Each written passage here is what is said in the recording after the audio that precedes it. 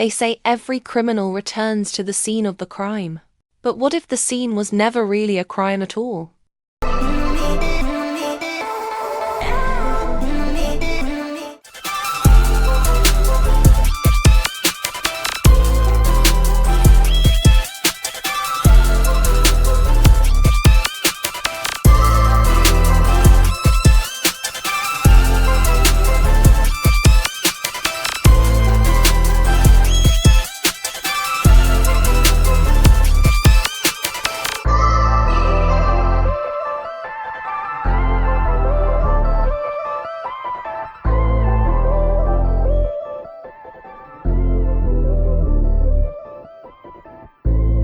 Manhattan's elite gathered at the Crystal Ballroom for the annual winter charity gala. But Detective Sarah Chen wasn't there for champagne. She was there because someone claimed the woman at that podium had 48 hours to live. Victoria Ashford, philanthropist, art collector, wife to one of Manhattan's most successful tech entrepreneurs. She had everything: beauty, wealth, purpose. The anonymous caller said she would be dead in 48 hours. Detective Chen had learned to trust her instincts. Over 18 years in homicide. Right now, those instincts were screaming. Sarah asked Victoria if she'd received any threats. Victoria laughed it off. She only dealt with passive-aggressive emails from her charity work. Either Victoria was an exceptional liar, or she truly had no idea someone wanted her dead. When Sarah suggested protection, Victoria firmly declined. She had a full schedule. A protection detail would only draw unwanted attention. Marcus Ashford built his empire on artificial intelligence. Specifically, facial recognition software now used by law enforcement worldwide. He was brilliant, charming, and according to Victoria, the love of her life. But Sarah had learned that the people we love most can hold the darkest secrets. Marcus suggested the threat came from someone close to Victoria. Perhaps her assistant Emily, who knew everything about her life. His handshake was firm, controlled. But when Sarah described the detailed threat, something flickered across his face. Not fear. Interest. Emily Rodriguez had been Victoria's assistant for 3 years, managing every detail of her life. If anyone knew Victoria's vulnerabilities, it was Emily. But as Sarah studied her, she saw something unexpected. Genuine fear. Emily explained that Victoria didn't see danger. She trusted everyone, believed in the good in people. But at the gala 2 weeks ago, Emily saw a woman watching Victoria. Not just watching, studying her. Like she was memorizing every movement. The woman was elegant, mid-40s, with dark hair. She wore a Victorian cameo brooch. Emily only noticed because her grandmother had one just like it. Sarah asked if the woman interacted with anyone. Emily's voice dropped to a whisper. Just one person, Marcus. Catherine Hartley. Gallery owner. Art historian, according to financial records. She had a very interesting connection to Marcus Ashford, a connection that predated his marriage to Victoria by exactly 5 years. Catherine said she'd wondered when Sarah would find her, though she'd expected it sooner. She moved to a portrait called The Mirror's Truth, an artist who believed portraits captured not what people showed the world, but what they truly were. When Sarah asked why she'd been watching Victoria, Catherine's smile was enigmatic. She wanted to see if Victoria would recognize her. After all, they used to be best friends. Catherine revealed that she and Victoria grew up together in Boston. 2 girls from nothing, dreaming of everything. They were inseparable until a man came between them. They were 22. He was older, successful, charming.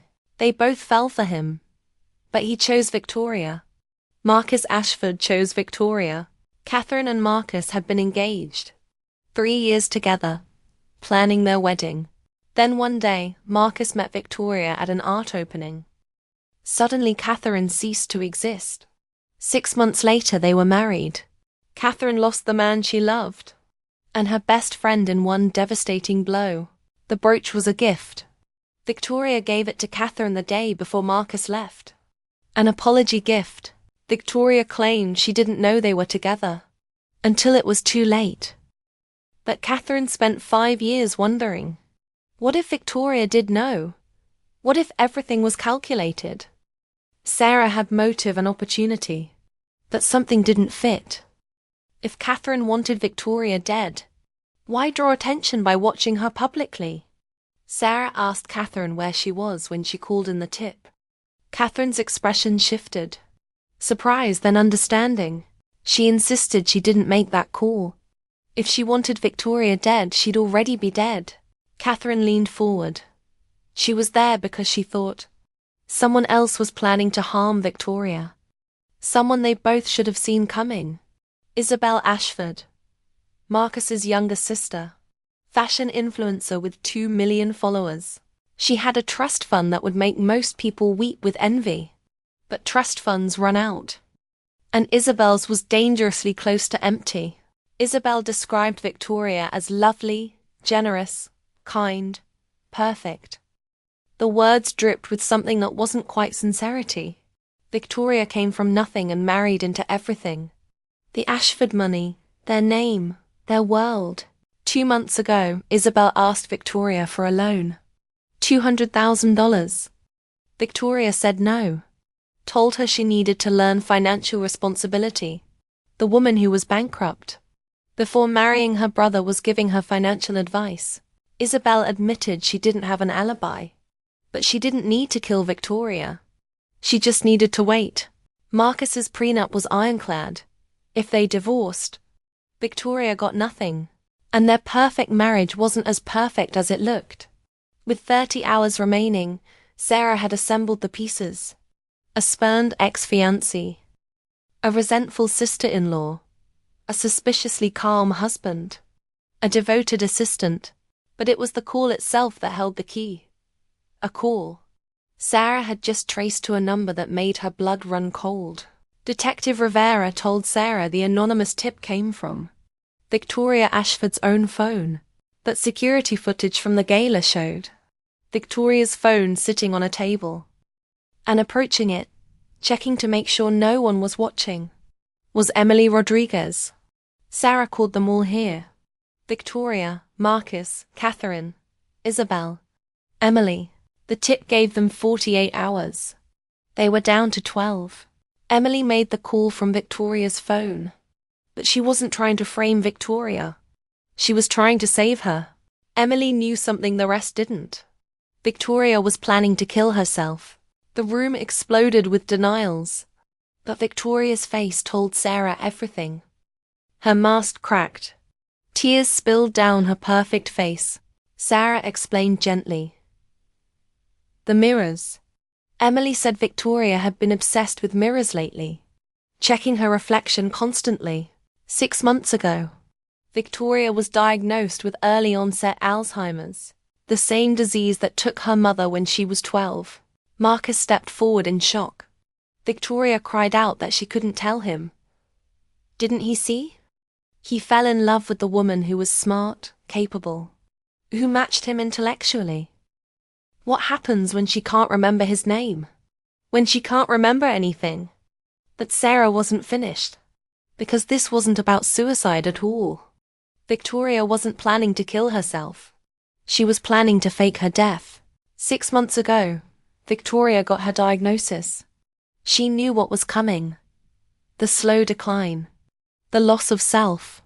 But she also knew about the life insurance policy Marcus had taken out on her. $10 million. Payout on accidental death. Marcus insisted the policy was standard. But he'd increased it 3 months after Victoria's diagnosis. A diagnosis Marcus knew about. Because Emily found the paperwork. Thinking she was helping, she told him immediately. Emily had given Marcus a motive. And Victoria figured it out. Victoria found the policy documents. Saw the date Marcus increased the coverage. She knew when she could no longer remember. When she became inconvenient, he'd make sure she had an accident. Marcus shouted that he loved her. Victoria's voice turned cold. He loved what she represented. His perfect wife. His charitable, beautiful trophy. Victoria devised a plan. She'd fake her death, collect the insurance through a false identity, and disappear. Emily couldn't let her throw everything away. So she called Sarah. She thought if Victoria knew police were watching, she'd abandon the plan.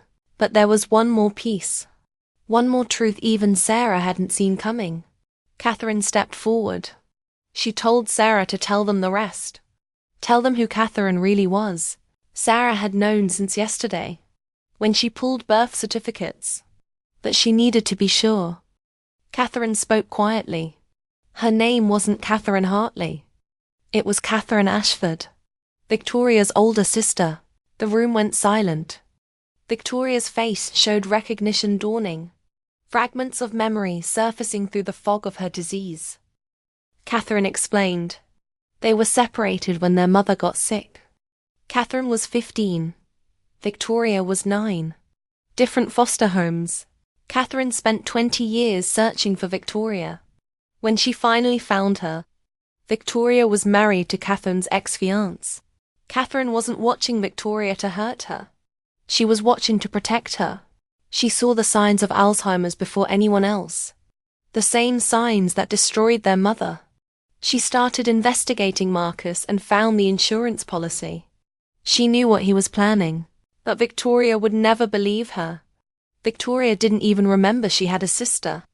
Catherine sent the anonymous tip to Emily's attention, knowing she'd make the call. She needed someone on the inside, who loved Victoria enough to act. And she needed law enforcement to prevent murder made to look like suicide. And then Marcus Ashford made his final move. He pulled a gun from behind a decorative pillow. His voice was chillingly calm. No one would leave that room. They'd all become inconvenient problems. Marcus asked if they really thought he didn't know about all of them. Catherine investigating. Isabel blackmailing. Emily's loyalty. Sarah's reputation. He knew Sarah would dig until she found everything. But he had a plan. Victoria's Alzheimer's made her paranoid, delusional. Today she'd have a psychotic break. Shoot her sister, her assistant, even a detective. Her husband would try to stop her, tragically failing to save anyone but himself and his sister. The perfect tragedy. But Marcus had made one critical error. He'd underestimated the one person who'd been silent through it all. Isabel moved with surprising speed. She grabbed a heavy crystal vase and smashed it against her brother's gun hand. The weapon flew across the room. Sarah was on Marcus in seconds, cuffing him as he screamed in rage. Marcus shouted that Isabel ruined everything. He'd given her money, supported her. Isabel spat back that he'd blackmailed her into being his alibi. For months, threatening to expose her financial crimes, unless she backed up his lies. But she was done. Done protecting him. Marcus Ashford was arrested on 4 counts of attempted murder, fraud and conspiracy. His company investigation revealed he'd been using facial recognition software to steal identities, including creating the fake identity Victoria would have used. Victoria sat with Catherine's fingers intertwined with hers. She had maybe 5 good years left before she forgot everything. Again, but she remembered Catherine now. She remembered them. Catherine replied they'd make these 5 years count. When Victoria forgot, she'd be there to help her remember. That's what sisters do. Emily asked about consequences for stealing the phone. Sarah said firmly she'd saved 5 lives, including her own. The DA agreed to immunity in exchange for testimony against Marcus. Isabel was ready to face consequences for her financial crimes. She was posting a video to her followers. The truth. All of it. Isabel's video went viral within hours. 2 million followers watching as the perfect influencer revealed her imperfect truth. Within a week, she'd be credited with starting a movement about financial transparency and family trauma. Her follower count would quadruple. 6 months later, Catherine's gallery hosted an exhibition. The Mirror's Truth Revisited. Each painting explored the space between who we are and who we appear to be. Victoria stood before the central painting of her and Catherine as children. She said what was strange was that she could remember this day now, the day Catherine gave her the brooch. She could remember Catherine's face. Catherine said softly it was good, but Victoria corrected her, tears in her eyes. It wasn't about good or bad anymore. It was about real. This memory was real. Catherine was real. That was enough. Sarah approached them, thanking them both. This case reminded her why she became a detective. Not to solve murders, but to prevent them. Victoria asked if Sarah ever figured out how Marcus knew about her diagnosis before she told anyone. Sarah smiled grimly. His facial recognition software. He'd programmed it to detect micro-expressions associated with cognitive decline. He'd been monitoring Victoria for months, through security cameras, watching her forget small things, planning her death while pretending to love her. Catherine looked at the painting. The mirror never lies. It just shows us what we're afraid to see. Marcus Ashford was sentenced to 35 years in federal prison. His company's stock collapsed when the identity theft scheme was exposed, wiping out his fortune. The $10 million insurance policy was nullified due to fraud. But Victoria didn't need it. The publicity tripled donations to her foundation. 1 year later, intimate coffee shop, soft morning light. Victoria sat alone at a marble table, notebook open. She was writing names, testing her memory. Catherine's name was written dozens of times.